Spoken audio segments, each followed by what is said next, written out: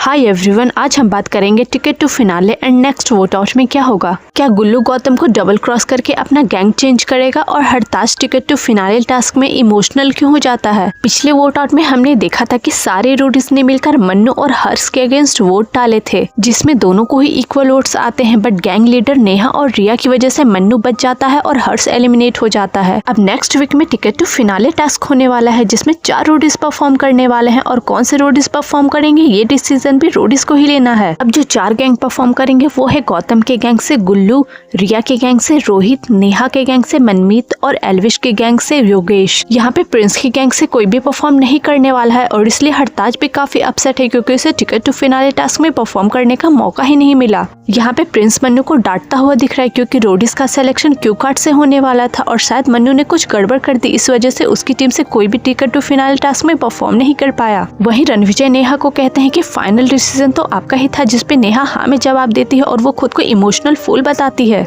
यहाँ पे क्लियरली मन्नू की ही बात हो रही है क्योंकि पिछले वोट आउट में नेहा ने हर्ष की जगह मन्नू को सेव किया था।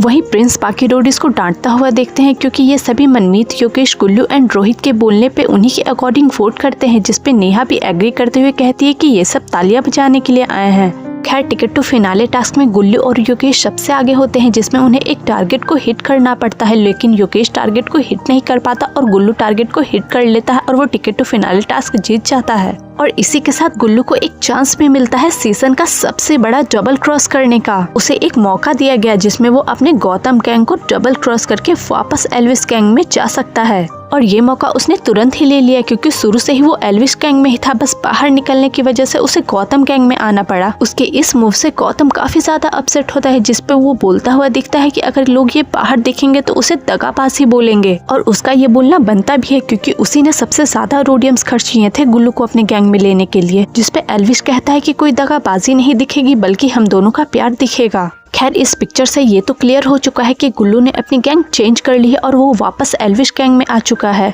अब वोट आउट में हम देखेंगे गैंग लीडर्स को एलिमिनेशन की पावर दी जाएगी। उन्हें एक गेम खेलना होगा और उसी के बेसिस पे वो डिसाइड करेंगे कि कौन एलिमिनेट होगा।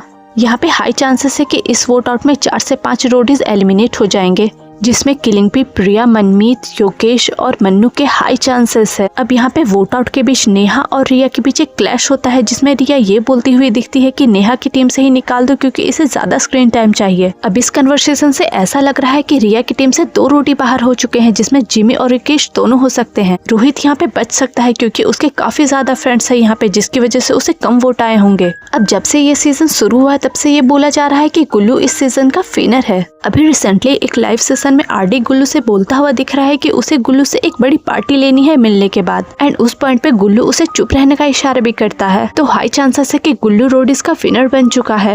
ये बात शुरू से ही आ रही थी कि कोई एल्विश के गैंग से ही विनर बना है, जिसमें योगेश की बात आ रही थी, लेकिन अब गुल्लू के स्वैप करने के बाद और लाइव में सर्टेन हिंट्स के बाद हाई चांसेस है कि गुल्लू विनर बन चुका है। खैर, यहाँ पे टास्क ही ऐसा डिजाइन किया गया था जिसमें गिने चुने लोगों को ही परफॉर्म करने का मौका मिल रहा था और इस सीजन में लड़कियां इतनी बेस्ट थी फिर भी उन्हें परफॉर्म करने का ज्यादा चांस नहीं मिला। और इसमें गैंग लीडर्स की भी गलती नहीं है क्योंकि टास्क ही ऐसे डिजाइन होता है जिसमें उन्हें अपने बेस्ट प्लेयर को ही भेजना होता है। खैर, अब देखते हैं फिनाले टास्क में कौन कौन से रोडी सेलेक्ट होते हैं। आप किस किस रोडी को फिनाले टास्क में देखना चाहते हैं, कमेंट करके जरूर बताना।